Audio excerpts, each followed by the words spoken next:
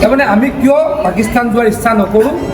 পাকিস্তান আমাৰ চিৰ বৈৰী এখন শত্ৰু ৰাষ্ট্ৰ, বৈৰী শত্ৰু একে বৈৰী ৰাষ্ট্ৰ। গতিকে আমি কোনোৱে পাকিস্তানলৈ যাম বুলি নাভাবোঁ।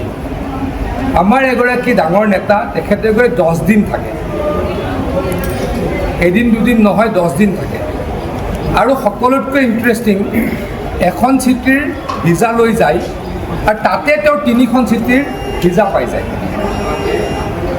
আমি 2খন বুলি ভাবি আছিলোঁ এক্সট্ৰা, তেওঁৱে নিজে ক'লে ৰাৱলপিণ্ডিত দিব। এতিয়া কিমান ডাঙৰ লিংক তেখেতৰ থাকিব লাগিব পাকিস্তানৰ লগত? আমাক তেনেকৈ কোনোবাই দিব নেকি? প্ৰথম কথা, আপোনালোকে ক'লে, ময়ে ক'লোঁ আমি পাকিস্তানলৈ কেতিয়াও নাযাওঁ, আমি যাব নোখোজোঁ। আৰু গ'লেই যেনিবা আমাক তেনেকৈ কোনোবাই ৰঙা দলিচা পাৰি দিব নেকি? আমাকতো কেতিয়াও, আমাৰ তেনেকুৱা লিংকে নাই, আমাৰ কোনোবা চিনাকি আছে নেকি?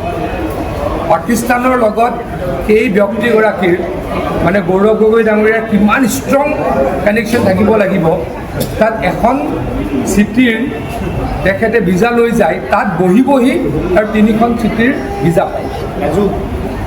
আৰু তেখেতৰ পত্নীয়ে পাকিস্তানত চাকৰি কৰি ভাৰতলৈ গুচি আহে, ভাৰতত চাকৰি কৰে আৰু পাকিস্তানৰ পৰাই দৰমহা লৈ থাকে।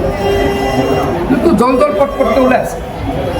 মই কালিও কৈছোঁ যে কোনোবা মানুহ খ্ৰীষ্টিয়ান হৈ জন্ম লৈছে, কোনোবা মানুহ মুছলমান হৈ জন্ম লৈছে, তাত আমাৰ ক'ব লগা নাই।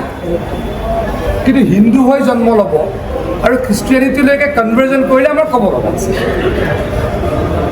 কিন্তু মই সদায় ক'ম, কালিও কৈছোঁ, আজিও ক'ম, কাইলৈও ক'ম, গৌৰৱ গগৈ ডাঙৰীয়াৰ ল'ৰা ছোৱালী মই ভাবোঁ যে হিন্দু হৈ জন্ম লৈছিলে, আমি বাপেকৰ ধৰ্মই পাই বুলি ভাবোঁ।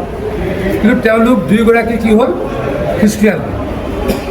ছোৱালীগৰাকীৰ পাছপৰ্টত ডিৰেক্টলি লেখা আছে, স্পষ্টকৈ লেখা আছে খ্ৰীষ্টিয়ান বুলি। আৰু তেখেতৰ ল'ৰাজনৰ যিখন পাছপৰ্ট, আগৰখনত যিখন ভাৰতীয় পাছপৰ্ট, তাত লেখা আছিলে হিন্দু। যিখন ব্ৰিটিছ পাছপৰ্ট হ'ল, তাত লেখা আছে ...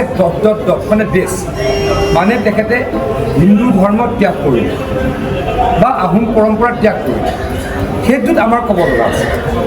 আৰু প্ৰতিগৰাকী কংগ্ৰেছ কাৰ্যকৰ্তা কৰ্মীৰ ক'ব লগা আছে কাৰণেই ভূপেন বৰাৰ নিচিনা স্বাভিমানী ব্যক্তি কংগ্ৰেছৰ পৰা ওলাই আছে।